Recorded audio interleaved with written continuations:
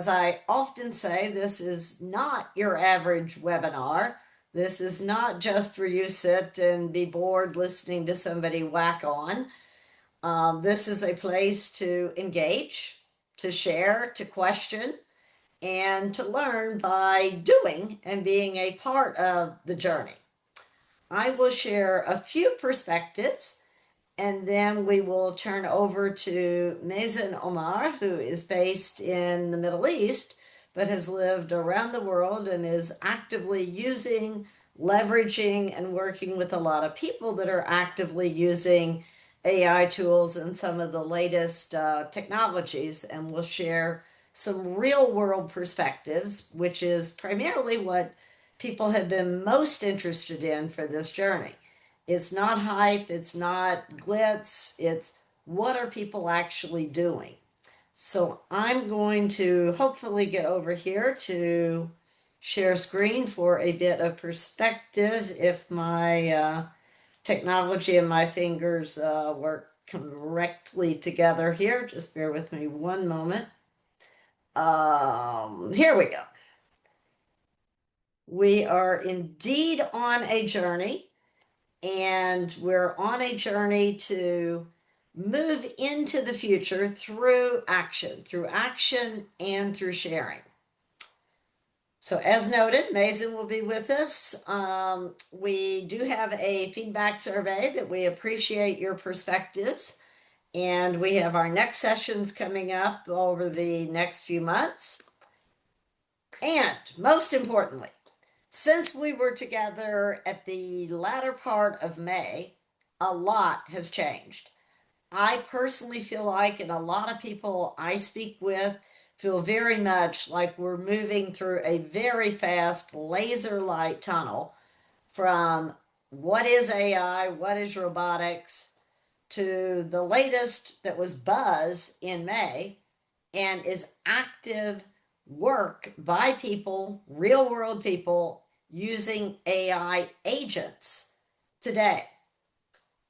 My explanation of an AI agent is simply that it is an automation of a work process, a set of tasks that a person historically might have taken a lot of time to do, whether that could be taking a claim that came into our insurance company, understanding it, looking into the database to make sure the claimant has paid their bill, looking at the pictures, deciding what might actually be paid out.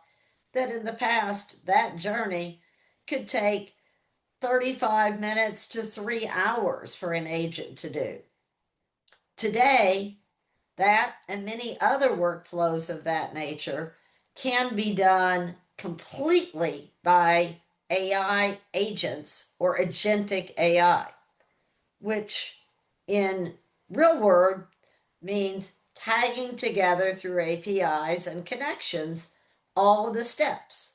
Take the thing in, scan it, read it, look into the financial database, understand the picture, look into the actuary database, and make a decision.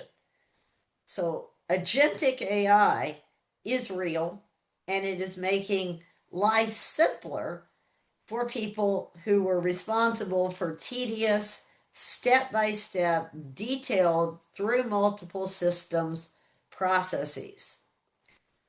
That agentic AI is now moving beyond separate agents into the concept of autonomous AI, such that if a person is stranded and needs to get their package, no longer do they have to call their administrator that checks in with the shipping desk, checks in with DHL. That could be done completely autonomously. Now, with autonomous AI or even agentic AI, there's good uses and bad uses. And I know in the press we hear a lot of things that are negative of autonomy and AI is going to take over the world. I personally believe that while any technology could create havoc, technology used by people with positive intent and a real need to use the technology to do something to solve a problem, that is the future when we all as users lean in and teach the technology the positive ways. AI learns by activity. It learns by the way we use it. So whether that's learning how to find people stranded in the desert, or that's how to process claims coming into an agent, that can be taught through utilization. One of the other things that I see growing very much today at an exorbitant rate is the hype of, oh, we have to do AI. Let's invest everything into an AI tool and believe it's going to magically make the world better for us. That is a fundamental mistake.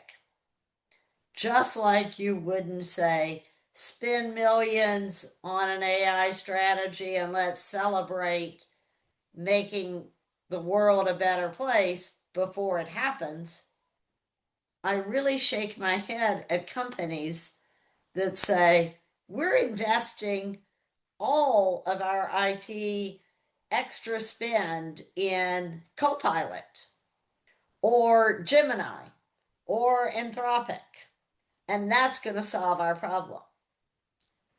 Company I've worked with over the last couple of years actually made that mistake 2 years ago. They put in place a digitalization strategy.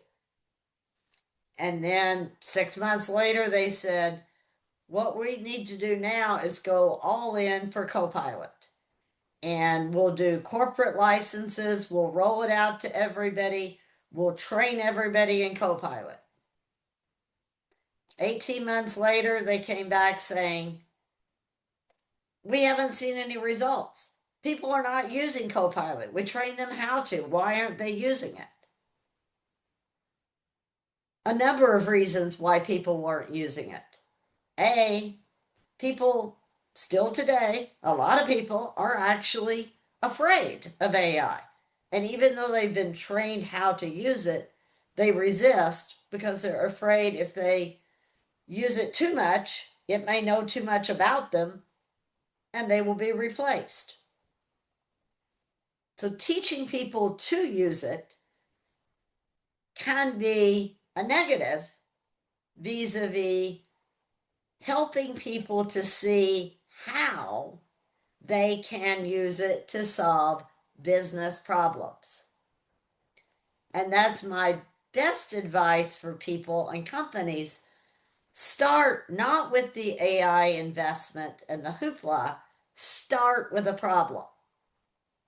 Start small with the company that doubled down on Copilot. We started with tiny tiger teams, 3 to 4 people.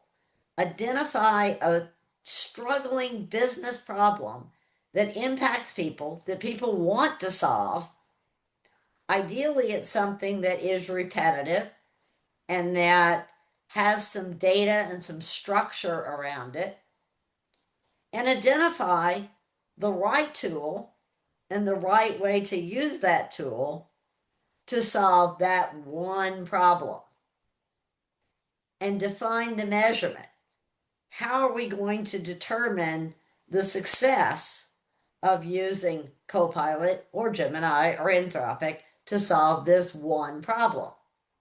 Then measure against those success criteria. If it meets those criteria, look at how do we solve either a different problem or how do we scale this to more people. So start with the problem and help people to understand why and how it can solve real issues. And in doing so, ensure that people understand their role. My biggest fear with AI and technology is about people. Not that AI and technology will replace people, but that people will expect the technology to just do it for them. I asked ChatGPT to write an article. I expected it would take me 6 hours to do it. It did it in 6 minutes. I'm going to take that article, plop it into what I was writing it for, and go out to the beach. That's a mistake. Use the 6 minutes for ChatGPT to write the article. Use 6 more minutes to ask Perplexity to write a similar article. Compare the two. Decide what's better in each one. Ask each of them to rethink it. And then use an hour to create your article based on the input that you got from each of them. Exploring different views through different tools, thinking critically about what you want to bring out in that article, and then share your success with others. Because we are collectively on a journey to learn, to explore, to gain benefits, and in doing so, to teach the AI. When you go back and ask ChatGPT or Gemini or Claude, you ask it questions, you're teaching it. You're helping it to understand the way you look at things such that the next time that you're using it, it is starting at a place beyond where it was the first time.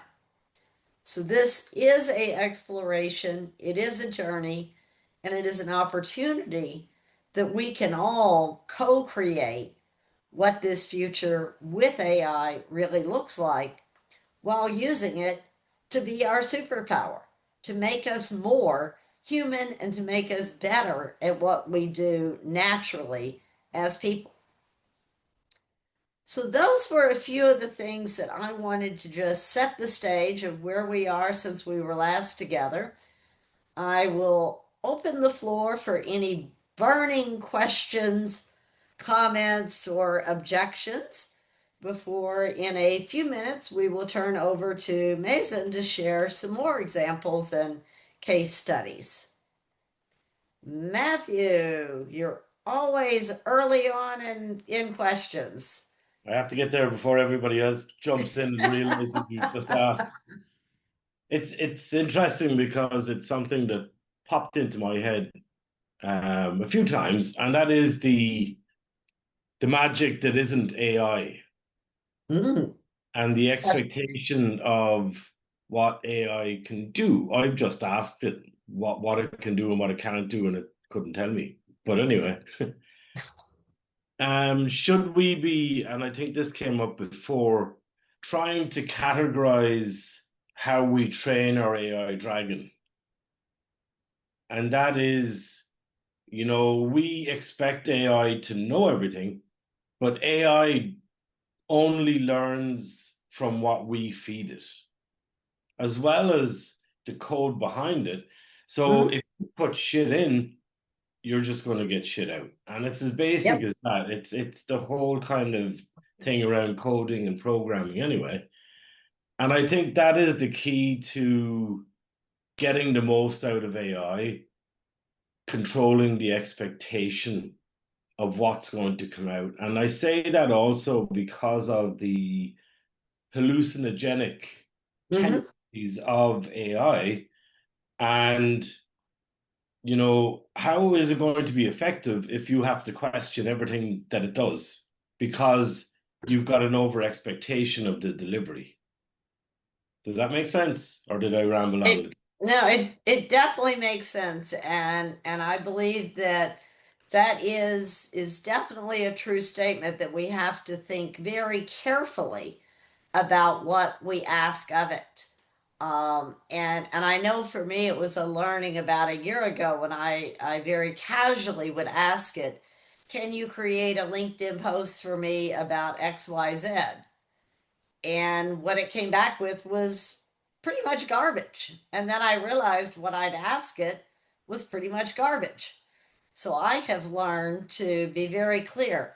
I want to have a LinkedIn post that generates this kind of response from this kind of person that touches on this topic and highlights these 5 things, and I get something much better.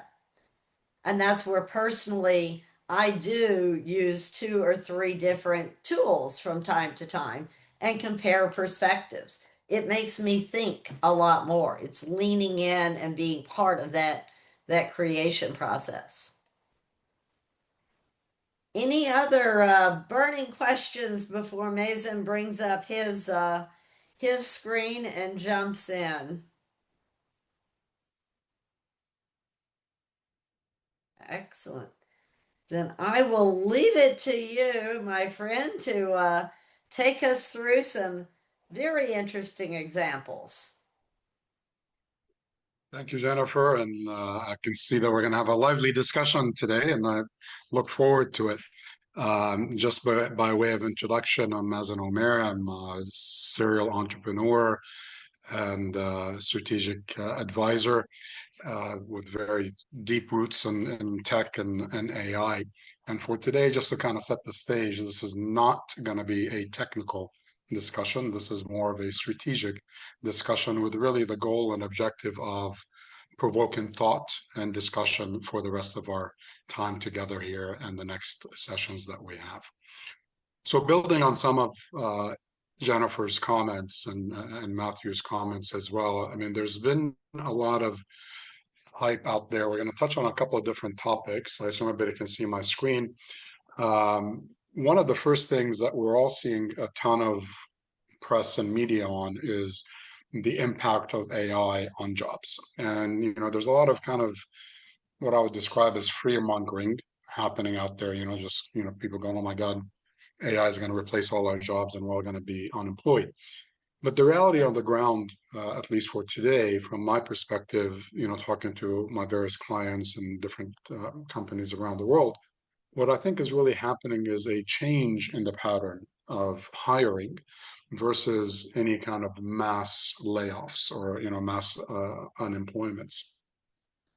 It's to give you an example, to put it in perspective, there's a retail company in the U.S.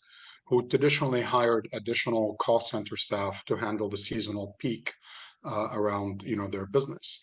But what they did is they deployed a number of AI chatbots, some agentic elements to it, to support their existing call center agents, increasing their productivity. So they were able to get through the next season without hiring additional staff and just increasing the capacity and capabilities of their existing staff. Right? This is an example of some of the things that are happening. So what's happening today, a lot of companies are not hiring versus firing because they're able to handle different capabilities. Because essentially what AI is doing is freeing a lot of the human employees and team members from a lot of the grunt work, especially around, as Jennifer mentioned, repetitive tasks that are relatively well structured and predictable, where you can get more reliable results from the AI tools. But that being said, the impact of AI on jobs is not going to be even. It's an uneven impact. It's going to impact different industries and different job roles differently. So, for example, I'll give you a personal example. About 11 years ago, I paid $11,000 to build a basic website for one of my businesses. And I was very happy to do that. And it took about, I would say, 8 to 10 weeks to finalize it, with a ton of my time going into it, directing all of that stuff. 3 months ago, I got a quote for $2,000 to build a website for my strategic advisory practice. A month ago, I built the whole website. It was functional within an hour using Lovable which is one of the AI tools out there, and ChatGPT for the content. And then I tinkered with it for another 4 or 5 hours to just get the colors and everything the way I wanted them to. That's a very real example of those web designers that I paid 11 years ago. Yeah, their job is going to be somewhat threatened, or they're going to have to increase their efficiency in what they deliver. Similarly, I've got, a couple of clients or, that I'm talking to. One of them is a UI, UX, user interface, user experience design agency. It's been around for about almost 20 years, doing work for some of the Fortune 100 companies in the US and a lot of the FTSE, 1000 companies in the UK. And now they're seeing their revenues completely drying up because people are leveraging a lot of the AI tools that are out there for design. So those particular industries, certain type of roles, we're going to see different impacts on. But again, this is not something to be completely alarmed and panicked about, because if we take a historical reference, some of us are old enough to remember when companies functioned without email. But when email was introduced, I mean, I remember at the time I was working in a professional services setting and we got paid to write email policy documents for companies to say who is entitled to have an email, because there were all these jobs that were going to be under threat. Secretaries are going to go out of work. These people that worked as mail clerks, literally distributing memos around the office building, were going to be out of work. Well, some of those, yes, those jobs disappeared, but they got redeployed into whether it's call centers or different things. So I think history can also guide us in terms of what to expect on that. So to summarize, I think in terms of the impact of AI on jobs, we're really talking about a more of a redistribution versus a destruction of job roles and functions within organizations, and that I think will only lead to better and higher productivity. But let's move on from kind of a doomsday kind of scenario, and let's talk about what are the new frontiers that AI is opening up. I assume at this point, most of us on this call have used ChatGPT or Gemini or Perplexity, a lot of the popular LLMs out there today for various different tasks. But there are a whole bunch of new things that are only possible now because of the AI tools. So to give you an example, one of my favorite ones actually is around healthcare and wellness, where several companies are active in this space around elderly care. So you now have a company, this one particular one that I know of is out of India, where they have AI agents that you basically set up, and they would call the elderly on whatever frequency you want, typically daily, to say, hey, have you taken your medication? What did you have for breakfast? Did you check your blood pressure? Et cetera, et cetera. And they become also a companion to them.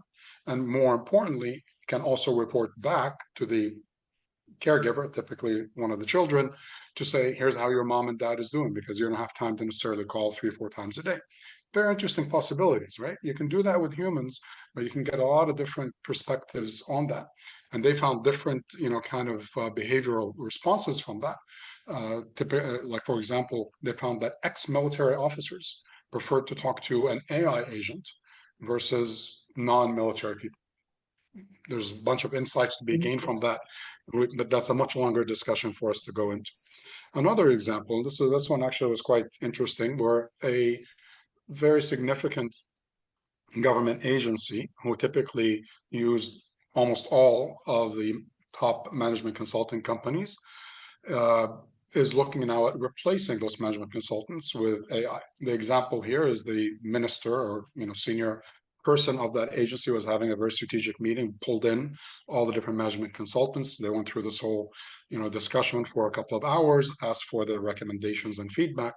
Unbeknownst to them, while this was happening, he had ChatGPT up live listening to the meeting, and then compared the recommendations from ChatGPT with the recommendations from the management consultants and preferred the ones from ChatGPT over the management consultants, right? So this is this is an example of where you're going to have different impacts, and management consultants are going to have to up their game from that. And even kind of on a more personal level, even within my own advisory practice, I had one of my favorite clients who likes to take notes while we're in session. And we're discussing a very complicated strategic issue with a key executive and partnerships and et cetera. And he was typing too long. So I said, you okay? He's like, yeah, I'm just checking with ChatGPT, cross-checking what you're saying, what you're recommending with ChatGPT. So effectively, he was fact-checking me, okay, against ChatGPT, which I thought was quite amusing. And luckily ChatGPT agreed with what I was recommending. But I think it was a very interesting. When you think about it for a minute, it's like, okay, so he's actually gaining more confidence based on that. Now, I could perceive that as a threat, but then a couple of weeks later, he had a very difficult day with this particular individual, and I woke up to an email from him where he told me that he basically sent a 1 hour long rambling voice note to ChatGPT about all his concerns, all of his issues around this particular topic, and asked it to basically distill it and then give him some pros and cons to the various options he was considering, and then sent that output to me to then basically take it forward and put my recommendations on it. So that's, for me, that was like a beautiful game because I didn't have to listen to a 1 hour rambling phone call at 10 o'clock at night. At the same time, it helped clarify the thoughts and give me a better structure to work with moving forward with that. So that's just one personal example of some of the things that how people are using, the particular LLMs today. But in terms of new frontiers, there's a Just couple of one different thing, if things. I could interject for just a Please. second, is Sure. in just that example reminded me of an article I saw. I think it was New York Times of how AI had saved a woman's personal relationship with her partner. And in the article, it described that she would often have issues and she would go to the partner and rant and talk, and that was just not working so well. So she thought, well, what if I go to an AI agent and I do my ranting and I get it out of my system, and then I ask the agent to summarize what do I really want to communicate to my partner, and it made a huge difference in the relationship. I think that's a beautiful example, Jennifer, right? Because to me, that's another example of a new frontier, right? Yeah. It's something that you can only do because the AI technology that's available today, and it's adding value to people's lives. In this case, on their personal life versus their business life. And I think we're only going to see more and more of that. I'm waiting to see similar examples to that, where you would have kind of think of them as avatars of your therapist, okay, your psychiatrist, that you can talk to at 2 o'clock in the morning when you're having a crisis. And they would give you feedback based on the persona of your therapist, not just generic type of, psychological feedback. And so there's a lot of new frontiers. We can only cover a few. But to bring it back to kind of on the business side, one of the newer ones that I'm seeing is this concept of an AI chief of staff. And just to clarify here what we mean by AI chief of staff, we're not talking about somebody that handles the scheduling of the CEO's, daily calendars and administrative stuff. We're talking about AI basically orchestrating all the business processes that need to happen within a business. And in this particular example, what this company is providing is a tool that not only will orchestrate the AI agents, but will also orchestrate the human agents and the interfaces between them, and if needed, spawn or create AI agents dynamically, automatically, if there's a gap in the business processes. So, for example, if it's working on a particular business process and it realizes we need the accounts receivable balance of customer X, but that's not updated in the system, it knows that John is the account receivables clerk. It will reach out to John and say, "Can you please give me the accounts receivable balance?" He responds, and then the AI can carry on with the business process and then automate further processes if needed. You start thinking about what the impact of something like that would be on a business. It's huge, right? Now, these are new frontiers. A lot of these systems are not perfect yet. And of course, that's, various elements of, AI agents. But I think the key message here that I wanted to, share is that the possibilities with AI are limitless. But all of these are only possible if and when companies commit to making AI their superpower, or in other words, a competitive advantage for their business. So let's jump into AI, agentic AI, which is one of the hottest topics, today. To simplify it, and to Jennifer's point earlier, it is automating a number of processes. And again, we've been down this road before. Some of us remember the days of Excel and Microsoft Word macros, which saved a lot of our time in sending out mail merges and all these different things. And then we graduated to, current states of, Zapier, one of the more popular workflow automation tools that can automate between different software platforms. And today, AI agents are basically taking that to the next level, where you can have the automation of business processes across multiple systems. I've done a bunch of work and testing in that space, and in my humble opinion, I don't think the capabilities are 100% there today. A lot of what's missing is the more extensive integrations, right? More and more CRM systems and ERP systems and other various type of platforms that need to be to have those integrations there. But I think the key message here is that even if we were to consider that the capabilities of agentic AI today are at 70 or 80% of where they need to be, for most businesses, that's probably good enough. And it's good enough for those businesses that, again, want to make AI a superpower or competitive advantage for them. So over the next 6 to 12 months, a lot of these gaps are going to be continuously filled, and we'll see better and better capabilities with the current agentic AI platforms that are out there, like N8N and their competitors.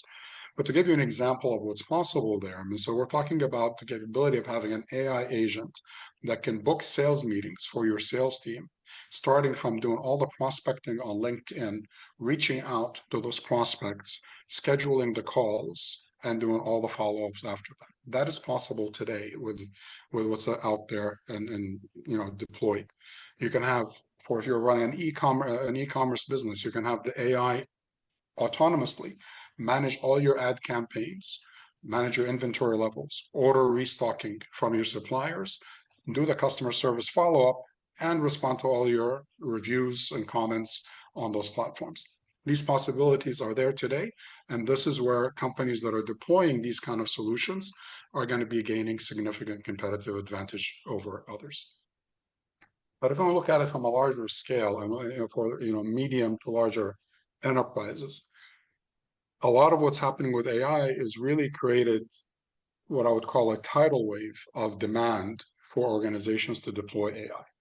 From the boardroom all the way down, everybody's aware of AI, and everybody's at least curious, if not committed to leveraging AI. But central IT departments are struggling to keep up with that demand to deploy all these different solutions that people are looking for.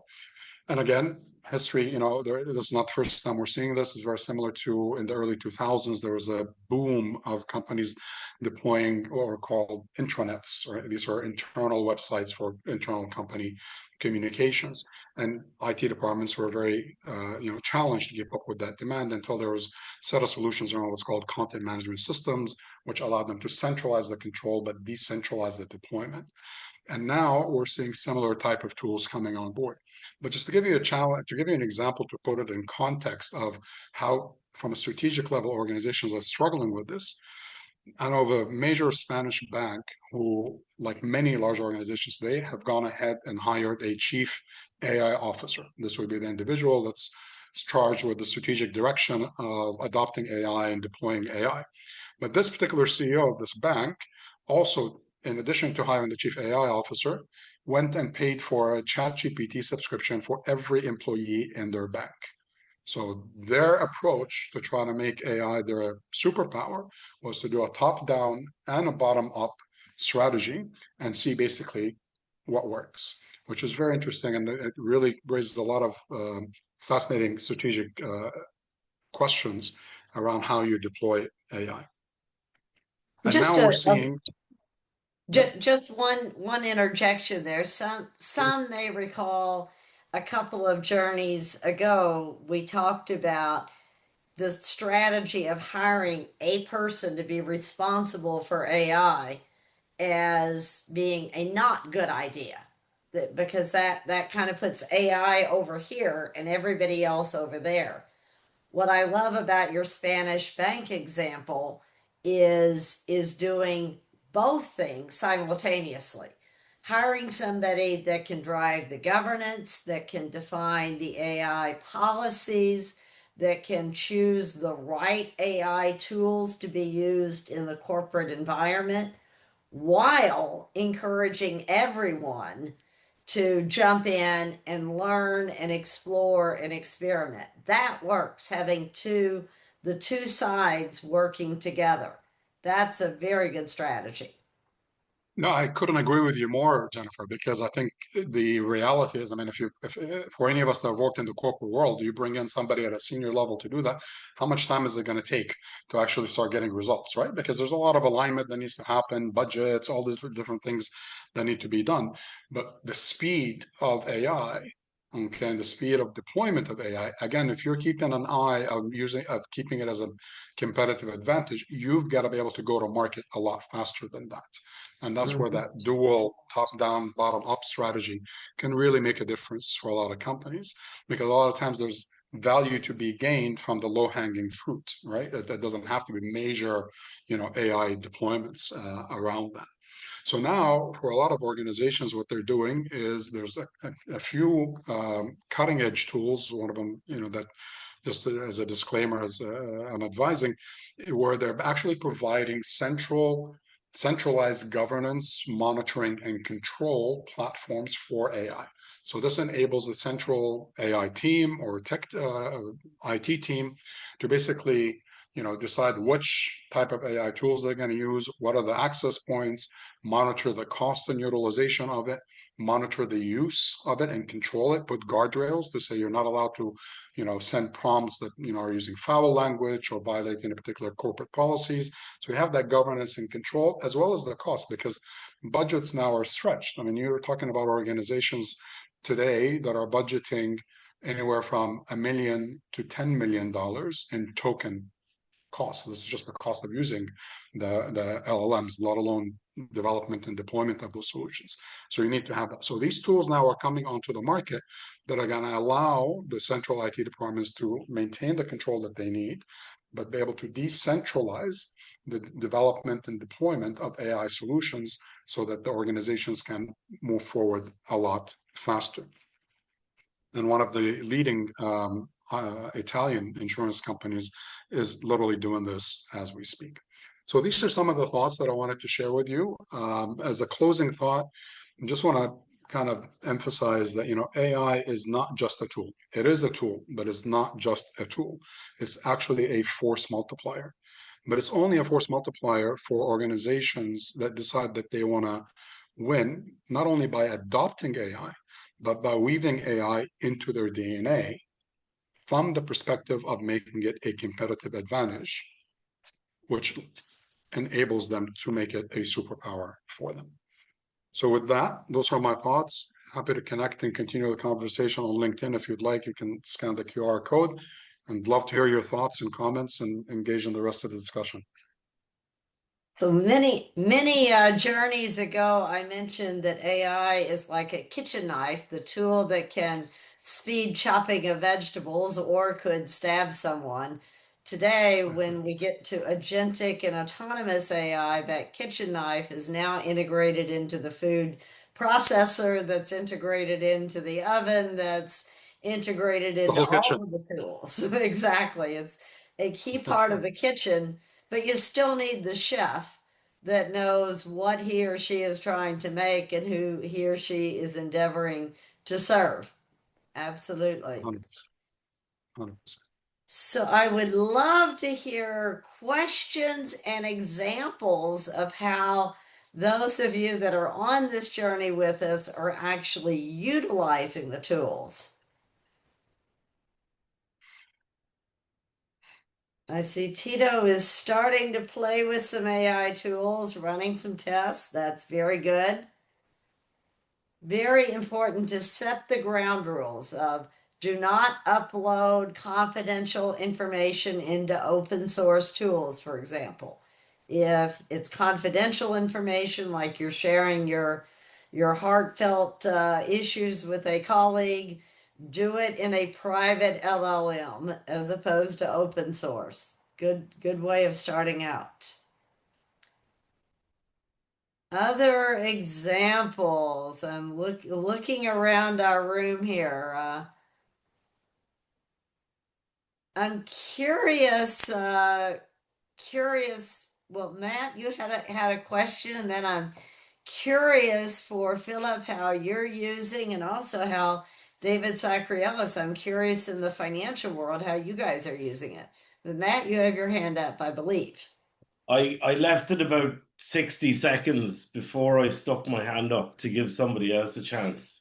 No I didn't worries. want to be the only disruptor in the room. Yeah, I'm just kind of thinking around the human-centric part as opposed to business. Because since I retired a few years back, I've been more focused on, I suppose, the environment and fixing human Mhm. problems instead of business problems that don't really factor in too much when you get to my age.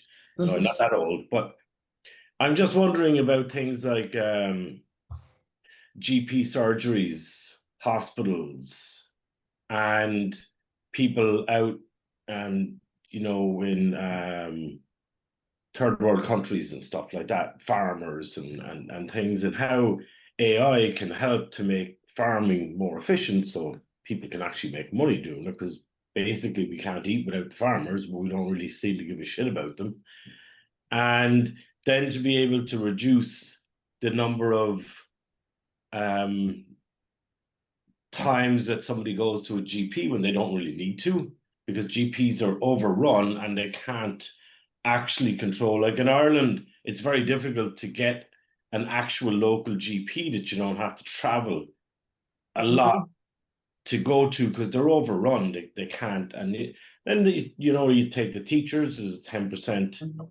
Um, there's a 10% shortage in Ireland, if not more, depending on seasonal adjustment and all that kind of stuff. There's lots of stuff outside of making sales easier, making more money, where we can use AI to maybe help save somebody's life.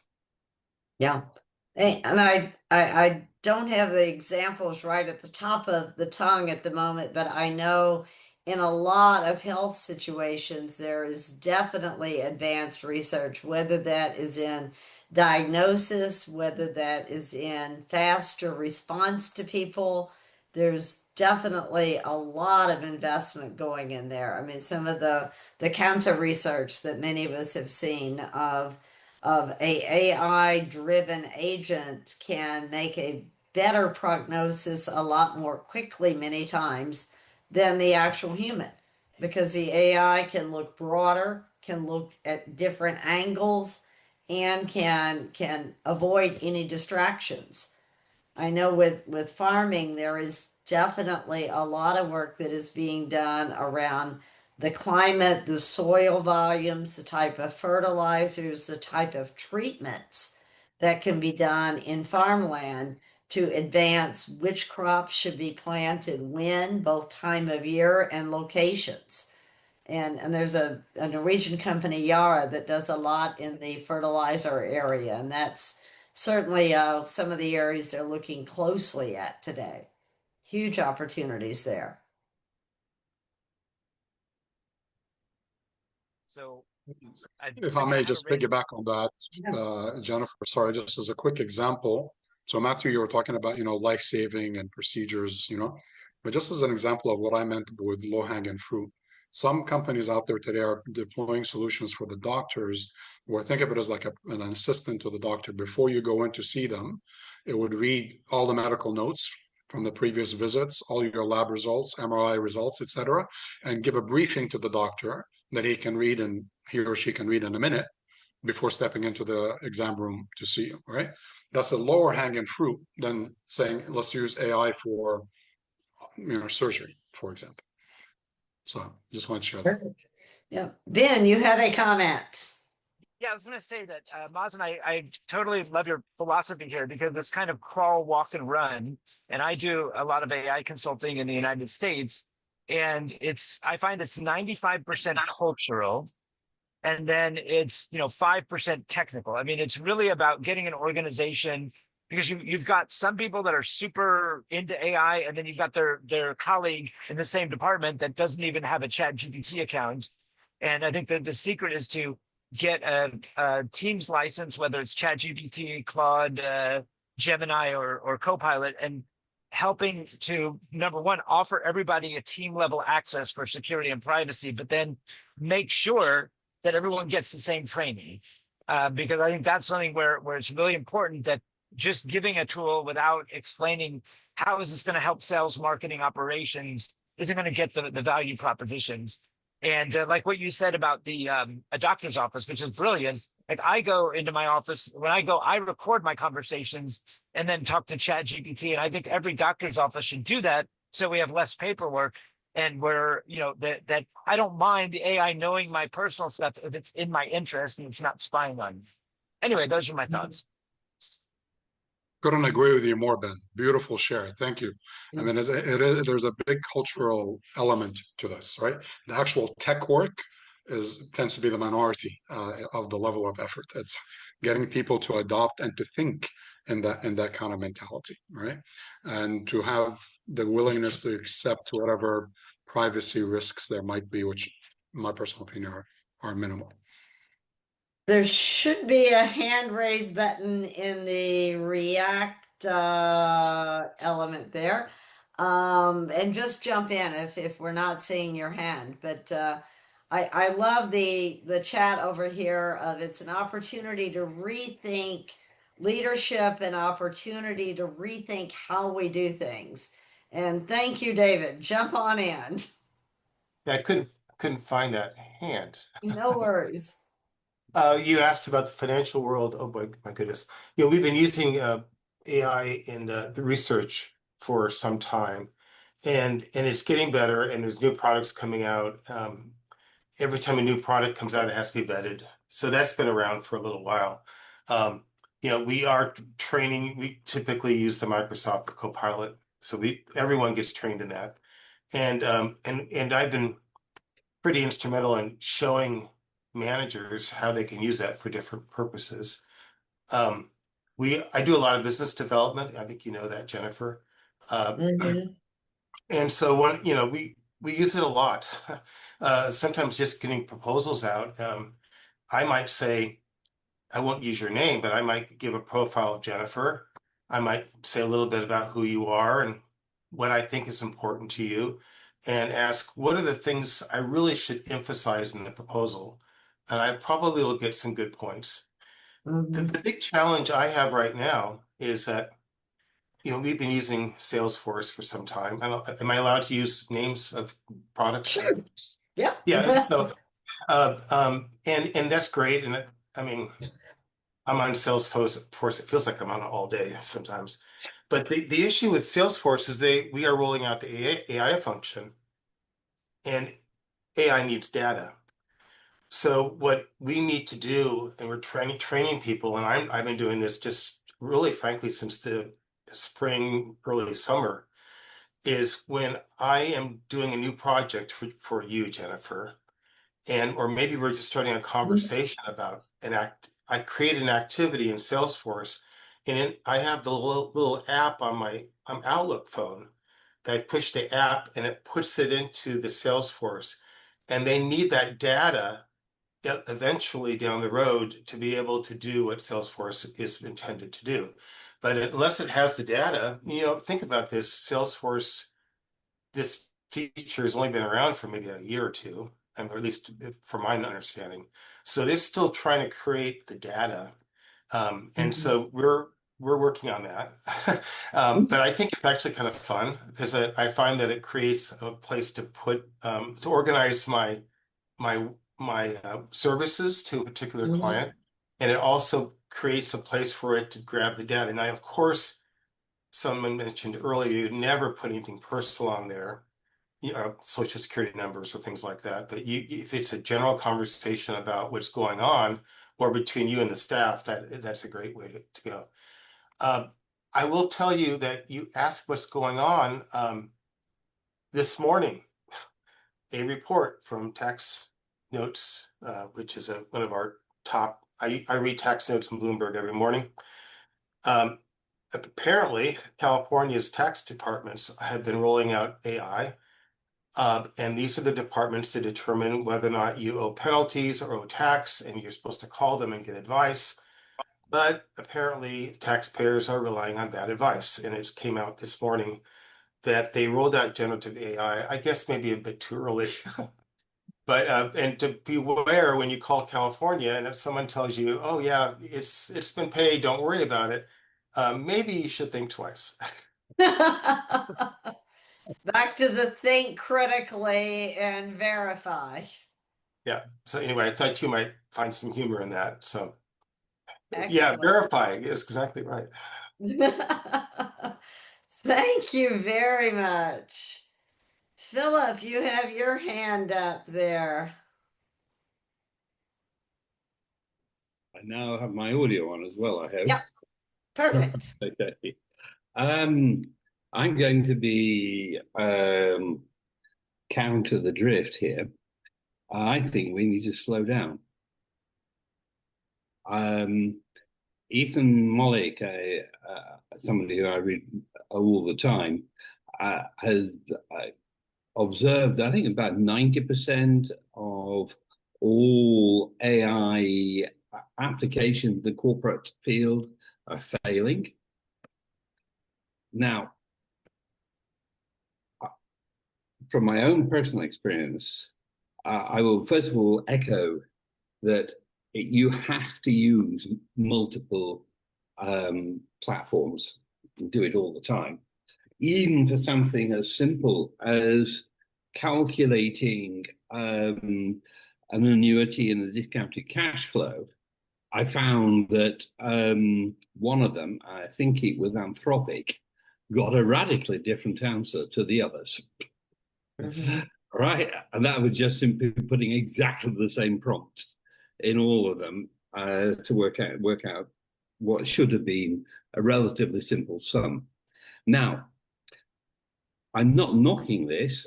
What I found extremely useful, crunching a load of numbers at the moment, is that firstly, apart from whatever was going on at Anthropic, I was able to concentrate very, very much on the data and no longer worrying about trying to remember the formulae or have I put the right number in the right right space and all that sort of rubbish. So actually, it took away calculation anxiety, and I felt AI was an unbelievably good tool to help me work on these things and really think through what we were trying to achieve with this particular capital investment project. However, that comes to a fundamental point that something like the capital investment project, you've got a stonking great Excel spreadsheet sitting there and you know the numbers. But for the most part, business's data is a mess. And it's the old thing which Matthew was saying, and I'll use the American term, garbage in, garbage out. And with AI, it's especially garbage in, garbage out. Because if you don't really understand your business data, then you're going to end up getting, the AI is going to, you think, hallucinate, but in reality, is just processing the garbage which you've given it.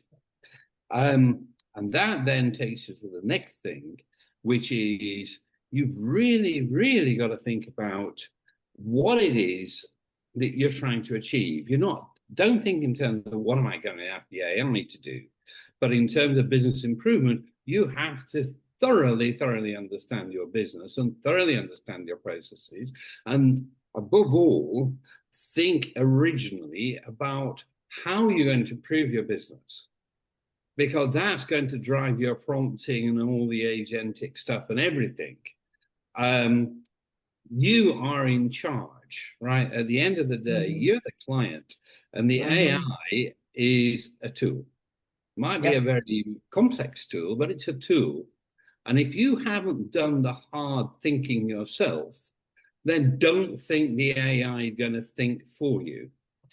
The AI might come up with some pretty weird and wonderful ideas from the predictive assumptions it's making from whatever you've given it. But that is not in any form or shape something which you should immediately run out and, like Archimedes jumping out of his bath and announce to the world naked that you've got the answer to everything. So those are my feelings, and I say I think there was another thing, I don't, and it wasn't Ethan Mollick this time, but somebody said that you've actually got to treat your AI like an onboarding process. And I was sharing that with one of the INSEAD profs, and he said, no, with an AI, you've got to work far harder at the onboarding than you have to do with a human being, because the AI doesn't have the abilities of the human being. Right. So that's my 2 thumbs worth. That's a very good point. And I know we had said an hour for our journey. So those that have to jump off, you are welcome to do so. I encourage you to please give us feedback as you do. The survey is somewhere in the chat here. Yes, all the way up here. I will put it back at the bottom of the chat. We will stay on, and I love this conversation as long as we want to continue. I will stop the recording though, but with one last final comment based on what Philip just said, that this was AI is your superpower. Our belief is that AI can be your superpower to the positive. It can be that food processor and oven with the right chef that is thinking through the ingredients that go in and what they want to get out. It can truly give you competitive advantage. It can be your superpower to make a complete, utter ass out of yourself and create massive chaos if you use it incorrectly. Just like if you put all of the wrong stuff into the food processor, you get a mess. The same with AI. It's how we as people choose to use the tool that will determine what we ultimately get out.